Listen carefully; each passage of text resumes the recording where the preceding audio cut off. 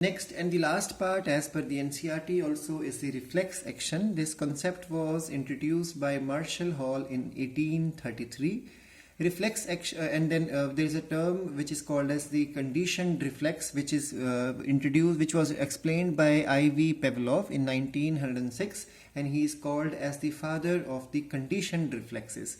So reflexes are basically the involuntary, automatic, spontaneous response to a stimulus without the involvement of the will or understanding of an individual. 90% of human activities are because of reflexes. This is how burden of the brain is reduced, because maximum of the reflex actions are controlled or otherwise are involved with the spinal cord only. Depending upon whether the brain or spinal cord is involved, there are two types of reflex action: the cerebral reflex action, which are under the control of brain, and the spinal reflex action, which are under the control of the spinal cord. Now there are two things here we need to understand. Those reflexes which are controlled by brain are of again two type. One in which the knowledge of brain is there, second is without the involvement of the knowledge of brain. That means you don't think about it, it happens automatically. That is called as the without being in knowledge of the brain. So the two types, for example, we all know we salivate even while we are swallowing, we salivate while we are still sleeping. So that means there is salivation going on even without the knowledge of the person.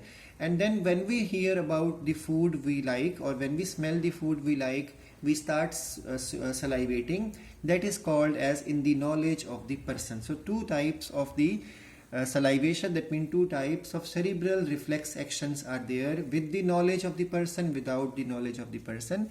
And spinal reflex actions uses spinal cord for rerouting the reflexes.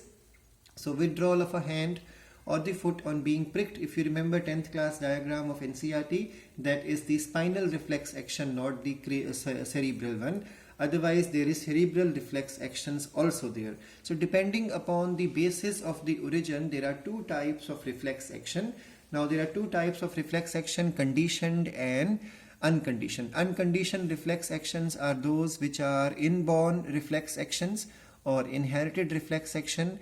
So and that means they are present from a person, they are present in a person from the time of birth itself. And then there are some reflexes which we learn as we grow old, and they are called as conditioned or acquired reflex actions. So there are 5 components in the case of the unconditioned reflex action, we'll be talking about on the next page, and there are 6 components present in the conditioned reflex action. So in the unconditioned reflex action, the response is going to be same for same stimulus in every individual every time. But in the case of the conditioned reflex action, there can be difference in the response to the same stimulus even in the same person and even among different individuals. And then the unconditioned reflexes are not connected to the habits of a person, but conditioned reflexes are connected to the habits of the person. Then unconditioned reflexes are shown by all individuals, but conditioned reflexes are shown by only the trained individual who have been made to learn these conditions. Then unconditioned reflexes have survival value, but conditioned reflexes may or may not have the survival value. And unconditioned reflexes do not fade away. So these will continue to remain till the death of a person. But yes, conditioned reflexes will become weak with the passage of time. They may again reappear if the stimulus is again given to the person. The unconditioned reflexes are inborn and inherited. Conditioned reflexes are learned and acquired during the life of a person.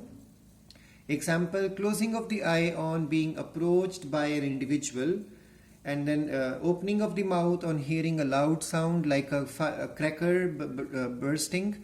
And the conditioned reflexes examples are knitting without looking, playing guitar or any other musical instrument, and reading, writing, cycling. These are different type of conditioned reflexes.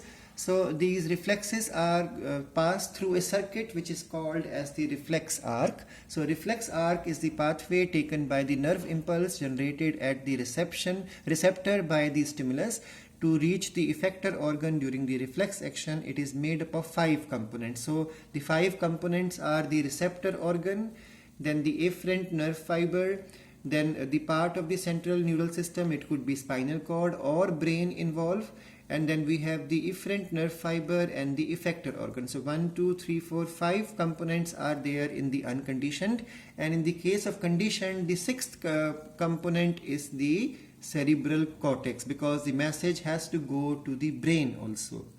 So when brain comes into the story, it becomes 1, 2, 3, 4, 5, 6 components. So you have already covered this in detail in the 10th class also. So from this diagram you can make out that there is a receptor organ from where the message goes through the sensory nerve fiber, and then it reaches through the dorsal root ganglia, it goes up to the spinal cord, and then there will be a interneuron which will connect it maybe to the same side or to the opposite side, and then the message will go through the motor nerve fiber and it reaches to the muscles of the effector organ, and finally an action is taken.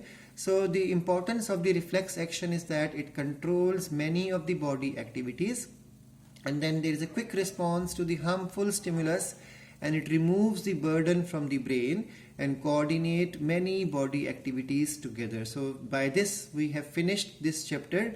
In tomorrow's class we will start with the chemical control and integration, that means the last or the 22nd chapter of the NCERT book, and after that chapter we will start with the first unit, which includes the kingdoms.